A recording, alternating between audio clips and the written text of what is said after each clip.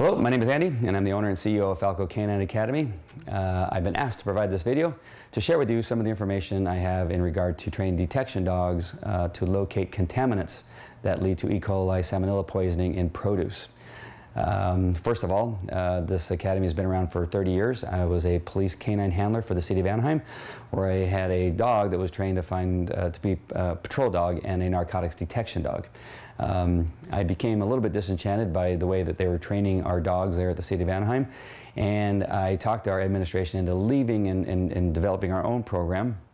And they sent me across the world to see what all the other trainers were doing out in the world, and I took the best of everything I learned and came back to the city of Anaheim, and they eventually made me the trainer for the police department. Again, that was coming up on 30 years ago, and I've been very fortunate that I've continued to work on that system, and have become our organization has become world famous for our work in what we've done here in narcotics and explosives, bed bugs, arson detection, and of course our E. coli salmonella contamination training that we've done here. Several years ago, I was contacted by the state of California, and Jeff Farrar, who formerly used to be with the Department of Public Health, he calls my office and asked me if I could train a dog to locate the contaminants that lead to that bacteria. And I didn't know anything about it, and he shared with me what the contaminants were and what his particular concerns were, and I quickly went to work and we developed a program of training dogs to locate those contaminants. Eventually we would be called up to Sacramento, and we teamed up with a number of produce companies, some of the largest in the business that I won't share here because they allowed us to use some of their resources. We were able to actually test the dogs to see how they would work. We were in the fields, we were in the trucks, we were in the companies themselves where they package, and we tested the dogs in every way manageable, and in every step of the way we were able to show that the dogs were effective in locating something that several men could not. And so we went further and we located a grant. The grant eventually led us to UC Davis. UC Davis eventually put together a program that would test the dogs' effectiveness and how small a quantity they could actually find. And through that test, we were able to find that the quantity can be so minute that, of course, you cannot see with the naked eye, even after it's diluted in water. And we have the results of that test and how small a quantity is, and we can provide that paper to you upon request. I just can't share with you all the information on this video. The great thing about detection dogs is that they have an incredible olfactory system, and that is the primary tool that they use to locate stuff that we can't see. The human beings will tend to go around and look for something that might lead them to a contamination.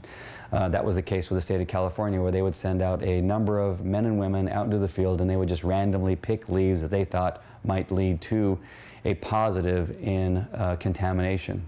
And if you're covering a 50-acre piece of land, you can see how ridiculous that actually is.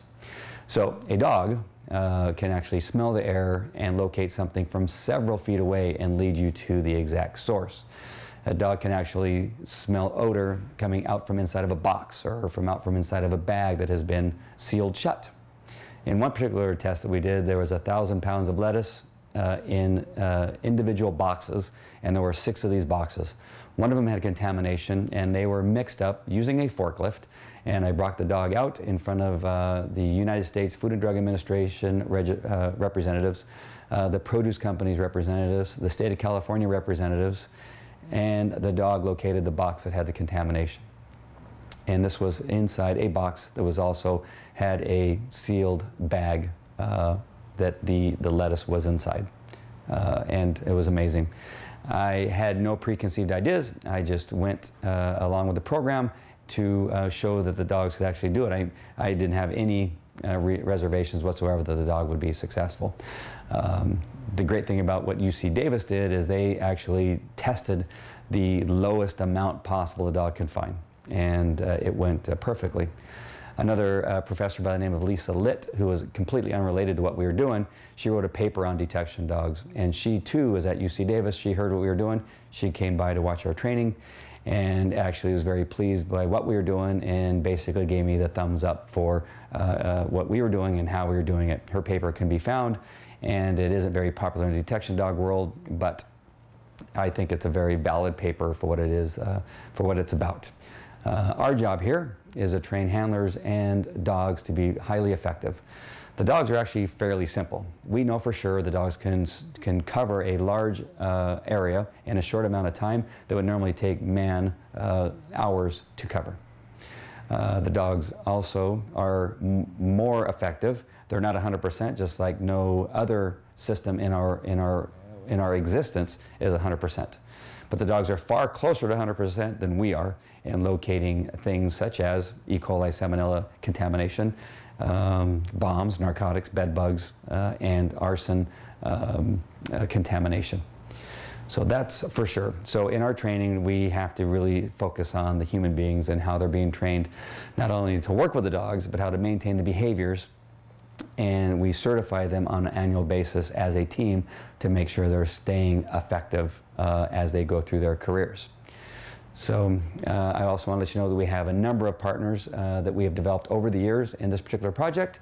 A number of them are in the Washington, D.C. area, and we even have some partners that are in the UK that are continuing our work and what it is we've done here.